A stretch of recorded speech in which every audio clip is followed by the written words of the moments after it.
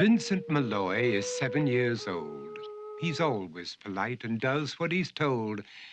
For a boy his age, he's considerate and nice. But he wants to be just like Vincent Price.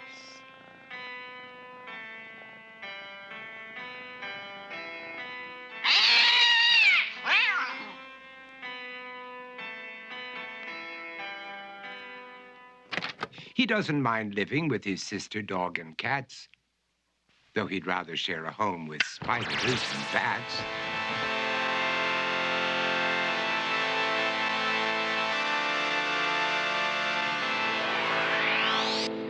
There he could reflect on the horrors he's invented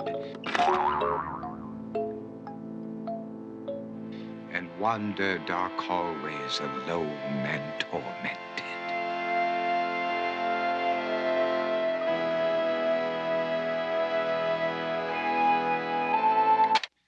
Vincent is nice when his aunt comes to see him, but imagines dipping her in wax for his wax museum.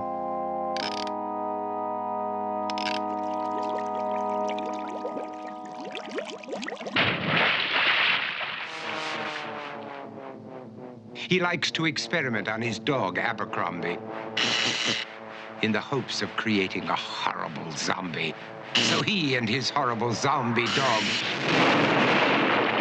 could go searching for victims in the London fog. His thoughts, though, aren't only of ghoulish crime. He likes to paint and read to pass some of the time. While other kids read books like Go, Jane, Go, Vincent's favorite author is Edgar Allan Poe. One night, while reading a gruesome tale, he read a passage that made him turn pale. Such horrible news he could not survive, for his beautiful wife had been buried alive. He dug out her grave to make sure she was dead, unaware that her grave was his mother's flower bed. His mother sent Vincent off to his room. He knew he'd been banished to the Tower of Doom, where he was sentenced to spend the rest of his life alone with the portrait of his beautiful wife.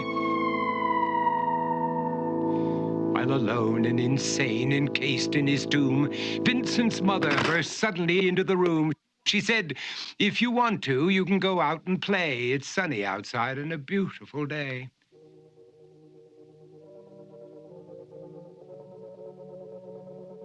Vincent tried to talk, but he just couldn't speak.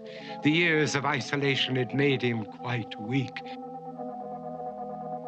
So he took out some paper and scrawled with a pen, "I am possessed by this house and can never leave it again." His mother said, "You're not possessed and you're not almost dead. These games that you play are all in your head. You're not Vincent Price, you're Vincent Malloy. You're not tormented or insane, you're just a young boy. You're 7 years old and you are my son. I want you to get outside and have some real fun." Her anger now spent, she walked out through the hall. And while Vincent backed slowly against the wall, the room started to sway, to shiver and creak. His horrid insanity had reached its peak.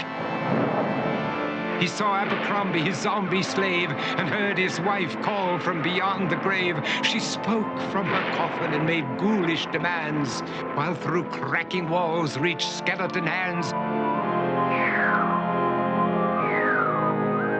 Every horror in his life that had crept through his dreams swept his mad laughter to terrified screams.